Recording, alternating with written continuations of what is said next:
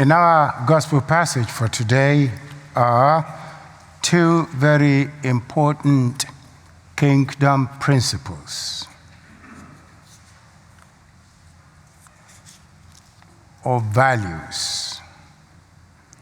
The value of humility, which is what we have in the first part of that passage, and kingdom hospitality, which is what we have in verses 11 to 14.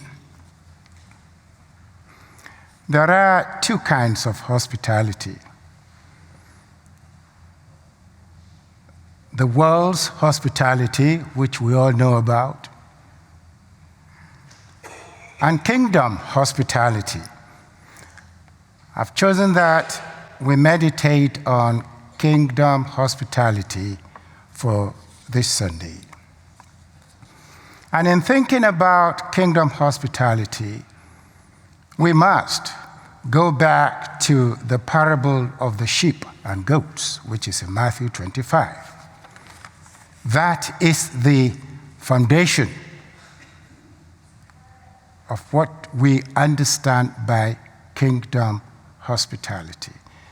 In verse 35 of Matthew 25, Jesus comments positively on kingdom hospitality. He says, "For I was hungry, and you gave me something to eat. I was thirsty, and you gave me something to drink. I was a stranger, and you invited me in." Now, when you go over to verse 43, Jesus there comments negatively on kingdom principles or kingdom hospitality. Now, the point here is this, that whether you and I welcome the other or the stranger or not, Jesus is saying the mark of God is on the face of this person. The mark of God is on the face of the stranger or the one who is different from us.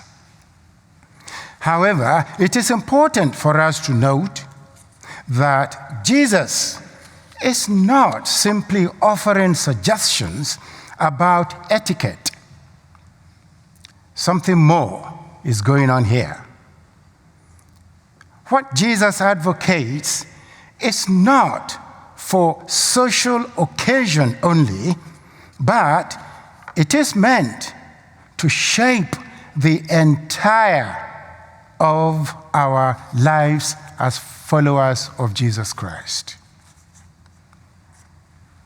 So, rather than limiting our guest list to people who are clones of ourselves, people with whom we are comfortable, who do not threaten or even challenge us, Jesus is saying, invite instead those who are different. People who make us uncomfortable, but whose difference from us may bring with it the blessings of God. Now, I want to put this to you as I've put it to myself while struggling through this sermon. Who are the other or the stranger in your life today? I want us to do some thinking. Let me give you a few clues. Is it the unexpected Sunday worshiper? He or she just walks in here and comes straight to the front pew. He doesn't look like us, or she doesn't look like us. Not as well dressed as we are. Like an experience I had 2 weeks ago in London on the bus. I got on the bus, there was this dirty, smelling man. He was oozing with alcohol. And I went and sat next to somebody else. And he said, Pastor, I want you to pray for me. So I went and sat next to him. I held my breath. Incidentally, that day was the 4th anniversary of his mother's death. He poured out his heart, and we prayed. We prayed, and I didn't know when I embraced him. Is he that type of person? Or is it the pregnant mother who is on welfare? Is it someone of another religion? A Muslim? A Jew? A Buddhist? Or is it an Episcopalian? Watch my lips. Who does not believe in the same or take the same theological position as you? And I'm preaching to myself. Brothers and sisters, kingdom hospitality says the mark of God is on the face of the one who is not like you and me. That's what Jesus is saying here.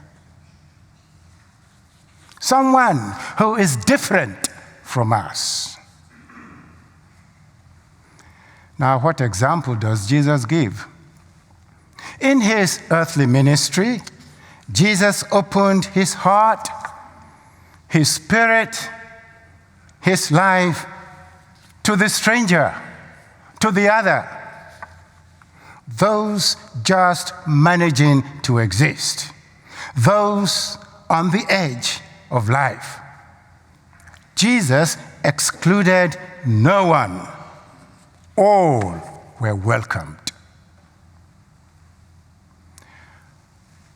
Sisters and brothers, we fear the one who is different from and unknown to us. This is fact. We resist being vulnerable and opening ourselves to the stranger or to the other.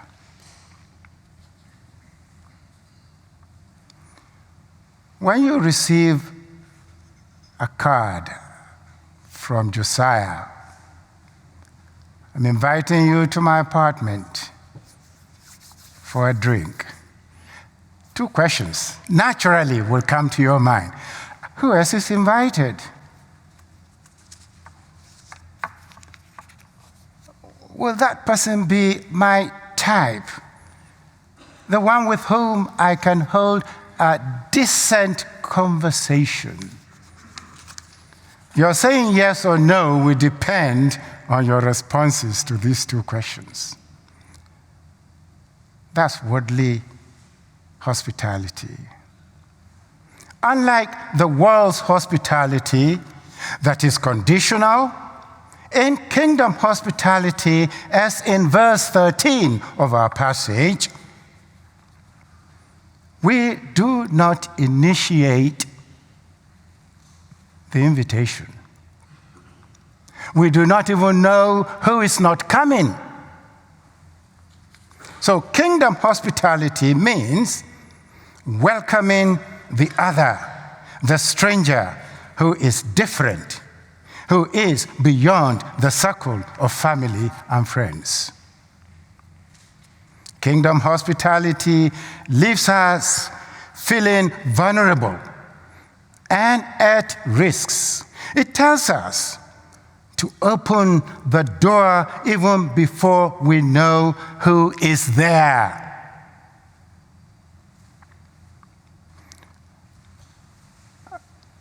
Don't misunderstand me.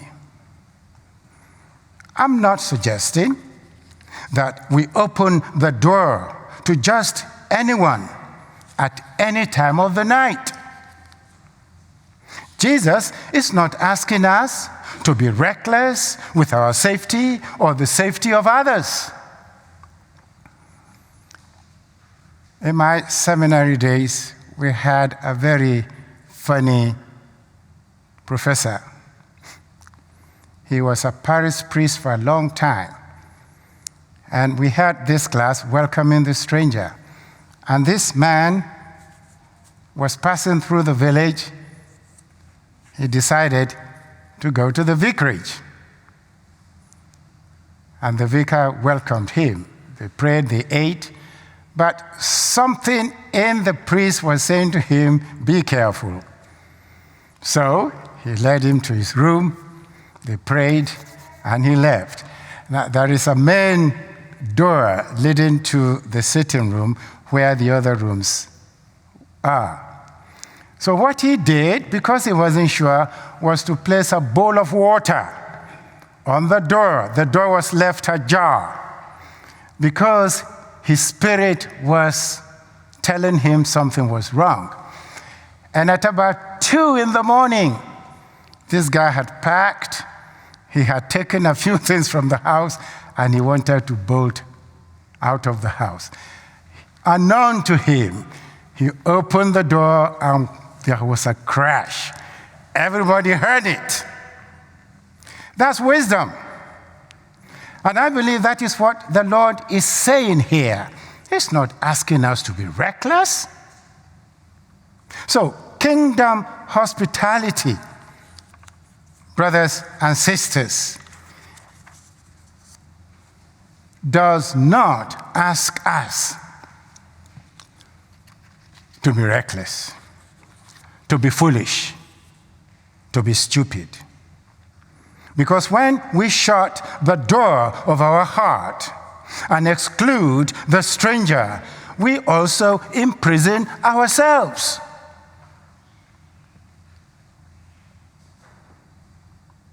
The other have a way of showing us ourselves and the doors we have closed on ourselves. 2 weeks ago, a member here really challenged me without knowing that this was the text for today. In our discussion, the member said, "Oh, what about this and that?" I said, "No." And she looked at me and said, "Why?" I said, "No." And that no has been haunting me since then. Brothers and sisters, kingdom hospitality, from what we learn of Jesus, is not so much about who the other is or is not, but who I am and how I want to be. So, instead of making a guest list of who is welcome, maybe we should take an inventory and make a list of our own fears. What is it that frightens you about the other, about the stranger? Our prejudices, our judgments, our cynicisms, our profilings of other people. Those are the locks on our heart's door. Talk about prejudices. In 1976, to be precise, I was in England going to the university, and my adopted English parents decided to take me up north to Durham in the northeast. On the way, we stopped to have lunch. And Jean, bless her heart, after lunch, she brought out an apple. And she said, "Josiah, this is an English apple. Welcome to England. Have an apple." And I looked at her and I said, "I don't like apples." And she said, "Josiah, have you ever tasted an apple? I said, no, but I don't like apples. And she said, you've never tasted an apple. You've never handled an apple, and I'm giving you an apple. Now, Josiah, taste it. So I did. I have never stopped since then. Prejudice. Prejudice.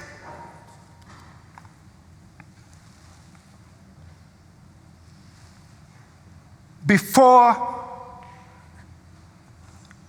we can open up to the other, we've got to open our heart. A lot of us want to open our door, but you cannot open your door. You feel insecure, you feel vulnerable, but when you open your heart, and that's what conversion is all about. That's why we keep preaching from this pulpit.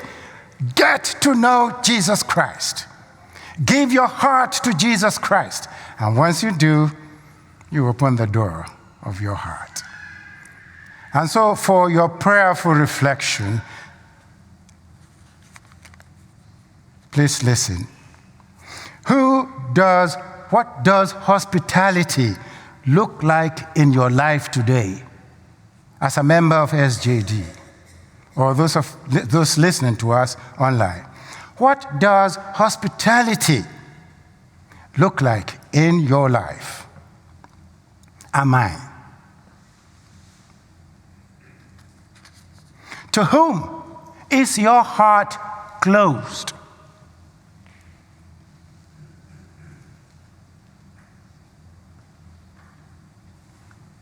In what ways have you become a stranger to yourself? You've become imprisoned. Let me put it positively. What will it take for you to start unlocking and opening the door of your heart today? And what is one lock to your heart that you could begin opening today? If we're going to change Houston, and only Christians can change any place, any situation, we've got to begin with ourselves. We're looking forward to revival here. You cannot revive someone who's not been born again. The journey begins now. What is that one lock that you need to open so that you'll be free? Sisters and brothers, we are called to invite the less fortunate to join us at the table, which is the most intimate place in our lives. God calls us to kingdom values, and He blesses us when we obey Him instead of pleasing others or ourselves. However, brothers and sisters, this might require us to move out of our comfort zone. Amen.